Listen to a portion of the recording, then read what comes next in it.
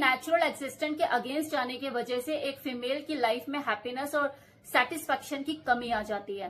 Female की psychology और biology उसको बोलते हैं कि वो अल्फा मेल के बच्चों को पैदा करे, लेकिन ये पिल्स खाने के बाद उसे अल्फा मस्कुलर मेल से हेट हो जाती है और वो एक बीटा मेल को अपना पार्टनर चुनती है। इस तरह से ये जो पिल्स है मेल और फीमेल की मेटिंग स्ट्रेटेजी को नेगेटिवली इन्फ्लुएंस करती है।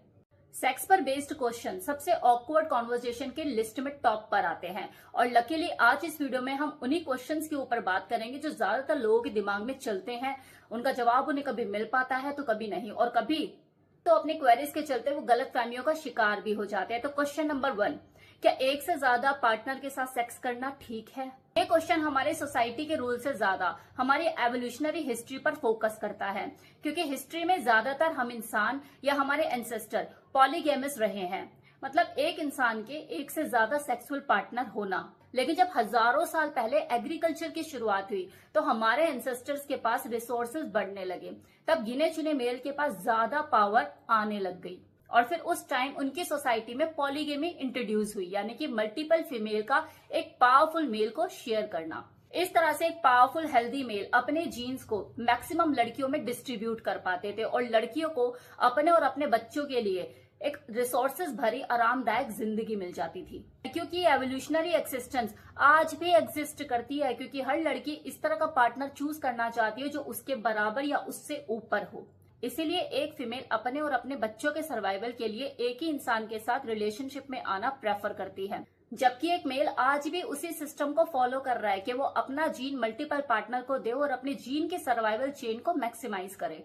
अगर किसी लड़के के पास उतने रिसोर्सेज या हेल्दी जीन नहीं है तो वो ऑप्शन की कमी होने की वजह से एक ही लड़की के साथ सारी इन्वेस्टमेंट अपनी शेयर करेगा। यही वजह है कि एक एवरेज मैन वन वुमेन का राग अलापता है, जबकि एक टॉप मेल के पास अनलिमिटेड चॉइस होती है लड़कियों की। अब ये उसके ऊपर निर्भर करता है कि वो मल्टीपल पार्टनर के साथ रिलेशनशिप में आना चाहता है क्योंकि उसके पास चॉइस अनलिमिटेड है, या फिर वो वन वुमेन ही बन के लॉयल होकर रहना चाहता है।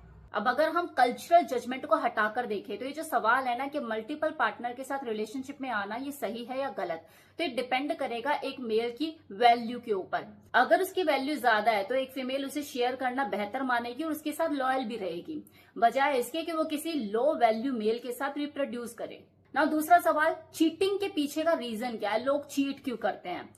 मेल क्यों चीट करते हैं ये तो आपको पता ही है। मेल की साइकोलॉजी के साथ साथ उसकी बायोलॉजी भी मल्टीपल पार्टनर के साथ रिप्रोड्यूस करने के लिए बनी है, क्योंकि एक मेल के लिए प्रेगनेंसी कॉस्ट कम है, ना के बराबर। यही कारण है कि कमिटेड रिलेशनशिप में होने के बावजूद भी उसे दूसरी लड़कियां अट्रैक्ट करती हैं। अब लड़कियां क्यों चीट करती है, इसके पीछे उनकी एक प्रॉब्लम होती है, जीन्स वर्सेस गुड डैड।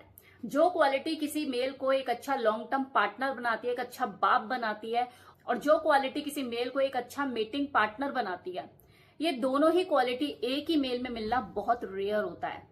कई लड़के अच्छे फादर बनते हैं तो कुछ अच्छे लवर। एक फीमेल नाइस गाय के साथ रिलेशनशिप में तो खुशी खुशी आ जाती है, उससे शादी भी कर लेगी। हाय नाइस गाय एक अच्छा केयरिंग लविंग बाप बनेगा, पर क्योंकि उसके पास अल्फा जीन नहीं है तो वो उसे चीट करना जरूरी मानेगी।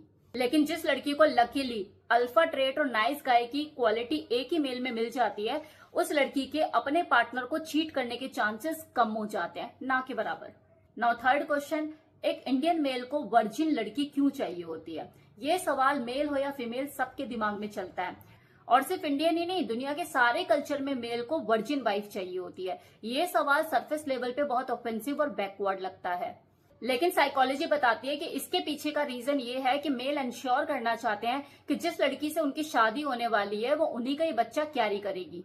अगर आपको ये लास्ट क्वेश्चन में good genes versus good daddy वाला कॉन्सेप्ट समझ में आया है तो आपको ये चीज भी जल्दी समझ में आ जाएगी या आ गई होगी कि लड़कों को आखिर ये डाउट क्यों होते हैं और क्यों लड़कों को इनसिक्योर बोला जाता है। ज्यादातर एक फीमेल अल्फा मेल के साथ सेक्स तो कर लेती है, खुशी खुशी एंजॉय भी करती है, लेकिन जब वो परेशान होती है कि शायद ये मेरे बच्चों की केयर नहीं कर पाएगा, तब वो एक रिलायबल बीटा मेल को ही ढूंढती है। लेकिन मैंने पहले भी कहा था कि जिस लड़की को लकीली अल्फा ट्रेट्स और गुड डैडी वाले गुण एक ही मेल में मिल जाते हैं, उसे कहीं भागने की जरूरत नहीं पड़ती। ना फोर्थ क्वेश्चन, क्या सेक्स के लिए वेट करना अच्छा डिसीजन होता है? ये कहानी हर यंग लड़के की है कि टीनेज में उसे गर्लफ्रेंड तो मिल जाती है, लेकिन जब बात आती है सेक्स की तो वो फीमेल बोलती है कि यार थोड़ा सा रुक कर चलते हैं, मैं थोड़ा सा स्लो लेना चाहती हूँ चीजों को, अभी नहीं करते, या शादी से पहले मैं सेक्स नहीं करना चाहती, जबकि एवोल्यूशनरी साइकोलॉजी बोलती है कि सेक्स के लिए वेट करना वर्थेबल नहीं होता, क्योंकि सेक्स हमारे बिना मर्जी के होने वाले केमिकल रिएक्शन पर बेस्ड होता है, ना कि नेगोशिएबल प्रोसेस पर कि पहले दो पार्टनर एक दूसरे के साथ बार्गेनिंग करेंगे और उसके बाद प्यार करेंगे। ज्यादातर टाइम लड़की ही होती है जिसके हाथ में सेक्स का डिसीजन होता है, क्योंकि अगर एक लड़की किसी लड़के में इंटरेस्टेड है फिजिकली तो वो इस अपॉर्चुनिटी को जाने नहीं देगी। अगेन, एक लड़की के लिए क्वालिटी ही मैटर करती है। अगर एक लड़के को इंतजार कराया जा रहा है सेक्स के लिए तो उसे समझ जाना चाहिए कि वो लड़की तुम में इंटरेस्टेड नहीं है, तुम्हें सिर्फ एक ऑप्शन की तरह रखा जा रहा है। अगला सवाल जो लोगों के दिमाग में चलता है, क्या पोर्न देखना सही है? पोर्नोग्राफी हम इंसानों के लिए एक नया फिनोमिनन है। इन सेक्सुअल अराउजल वीडियो से पहले हमारी इस एपेटाइट के लिए पिक्चर्स, मैगजीन, स्टोरीज हुआ करती थी, लेकिन जो वैरायटी हमें पोर्न में मिली वो पहले कहीं नहीं मिली। इसके लिए इतना एडिक्टिव होने का रीजन है हमारे दिमाग में मौजूद डोपामाइन, जो कि हमें जिंदा रहने और रिप्रोड्यूस करने के लिए मोटिवेट करता है।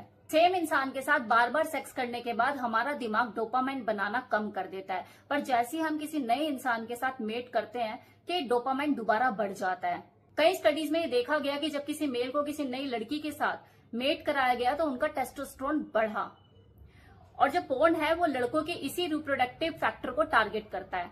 बेसिकली आप खुद भी एक नए पार्टनर, एक नई स्टोरी, एक नए पैशन को फैंटेसाइज कर सकते हैं और अपने डोपामाइन को ट्रिगर कर सकते हैं। पर जब ये डोपामाइन लंबे टाइम तक बढ़ा ही रहता है तो हमारे जो डोपामाइन सेल होते हैं ये कम रिसेप्टिव हो जाते हैं, जिसकी वजह से बॉडी को और स्टिमुलेशन चाहिए होता है, और क्योंकि हमें ज्यादा से ज्यादा स्टिमुलेशन चाहिए होता है, हमारी बॉडी की रिक्वायरमेंट बढ़ जाती है, तो हमें पोर्न देखने की एडिक्शन लग जाती है, और ये एडिक्शन आपके दिमाग के ग्रे मैटर को भी कम कर देती है। इसकी वजह से हमारी डिसीजन मेकिंग पावर कम हो जाती है, हमारा सेल्फ कंट्रोल कम हो जाता है और हमारे अंदर से कुछ भी करने की मोटिवेशन नहीं रहती।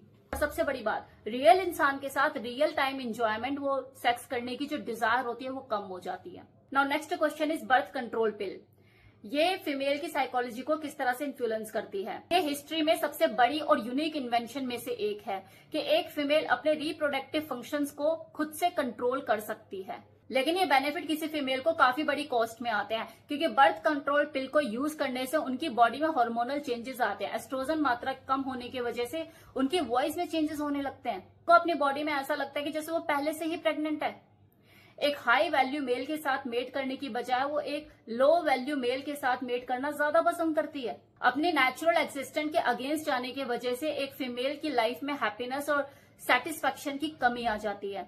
फीमेल की साइकोलॉजी और बायोलॉजी उसको बोलती है कि वो अल्फा मेल के बच्चों को पैदा करे, लेकिन ये पिल्स खाने के बाद उसे अल्फा मस्कुलर मेल से हेट हो जाती है और वो एक बीटा मेल को अपना पार्टनर चुनती है। इस तरह से ये जो पिल्स है मेल और फीमेल की मेटिंग स्ट्रेटेजी को नेगेटिवली इन्फ्लुएंस करती है।